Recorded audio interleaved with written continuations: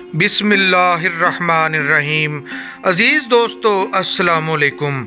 اللہ کریم هو المالک العرش العظیم اپنی مقدس کتاب قرآن عظیم کی سورۃ بقرہ کی آیت نمبر 17 میں یوں ارشاد فرماتے ہیں، یا آسمانی برسات کی طرح جس میں اندھیریاں اور گرج اور بجلی ہو، موت سے ڈر کر کڑاکے کی وجہ سے اپنی انگلیاں اپنے کانوں میں ڈال لیتے ہیں، اور اللہ تعالی کافروں کو گھیرنے والا ہے۔ عزیز دوستو، اس آیت مبارکہ میں اللہ رحیم نہ صرف انسانوں کی ہدایت فرماتے ہیں بلکہ اس کے ساتھ ساتھ ہم انسانوں کو دنیاوی علوم میں ٹیمپورل بون اور ٹینیٹس کی بیماری کے متعلق بھی آگاہی فرماتے ہیں تاکہ ہم انسان ان کو سمجھ کر اپنی زندگیاں آسانی سے بسر کر سکیں۔ سبحان اللہ۔ عزیز دوستو، اس آیت میں ایک لفظ اصابعہم کا لفظی ترجمہ انگلی بھی ہے، اور یہ ناخن اور خم اور جوڑ تک ہو۔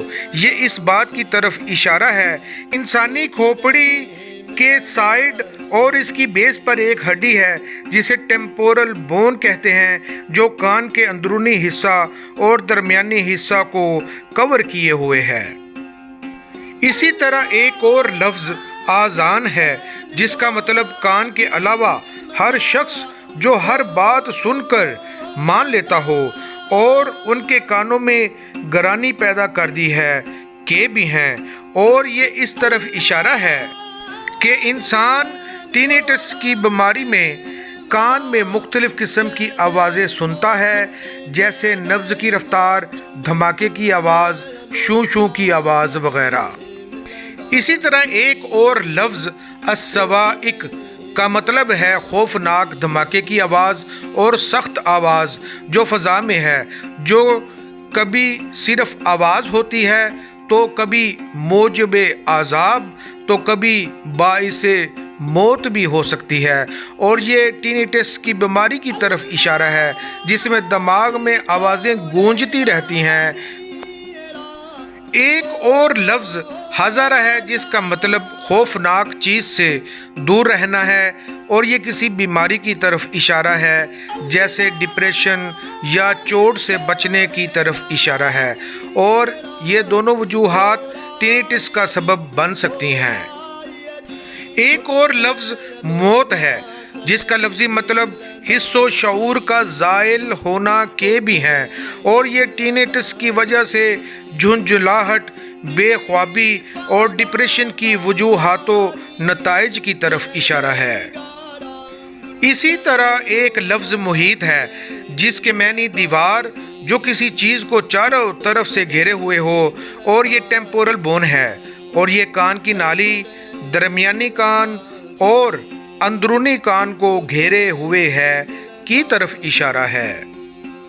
اور آیت کے آخری لفظ کافرین کا مطلب کسی چیز کو چھپانا کے بھی ہیں، اور یہ ٹیمپورل بون اور اندرونی کان جو ظاہری آنکھوں سے نظر نہیں آتے کی طرف اشارہ ہے۔ چنانچہ دوستو، اس آیت پر غور و خوض کر کے ہم اس نتیجے پر پہنچ جاتے ہیں کہ قرآن حکیم ٹیمپورل بون اور ٹینیٹس بیماری کے متعلق ہمیں آگاہ کرتا ہے۔ آئیے سمجھتے ہیں کہ جدید علم ہمیں اس بارے میں کیا بتاتا ہے۔ ٹیمپورل بون کھوپڑی کے اطراف اور بنیاد پر واقع ہڈی ہے جو کان کی نالی، درمیانی کان اور اندرونی کان کو گھیرے ہوئے ہے اور حفاظت کرتی ہے۔ اس ہڈی کے بنیادی 3 حصے ہیں: ایسکووامس، بیٹروس اور میسٹائڈ۔ ٹینیٹس ایک بیماری ہے جو تقریباً 50 لاکھ امریکیوں کو متاثر کرتی ہے۔ اس میں دماغ میں آوازوں کا احساس پیدا ہوتا ہے، جیسے تال کی آواز، شور کی آواز، دھماکے کی آواز، بجنے کی آواز وغیرہ۔ ٹینیٹس کی بیماری سماعت کو متاثر کرنے کے ساتھ ساتھ معیاری زندگی کو بھی متاثر کرتی ہے۔ جن لوگوں کو یہ بیماری لاحق ہے ان کے لیے سوچنا، سونا، توجہ مرکوز رکھنا یا خاموشی سے لطف اندوز ہونا مشکل ہو جاتا ہے۔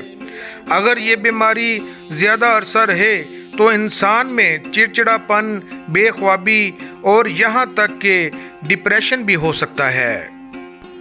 بے شک اللہ کریم ہمارے سچے مالک کا کلام قرآن حکیم بھی سچا کلام ہے، اور آخرت اور جنت و دوزخ بھی سچ ہیں۔ اس لیے ہم سب کو اپنے مالک کا حکم مان کر اپنی آخرت کی بہتری کی امید رکھنی چاہیے۔ اللہ حافظ۔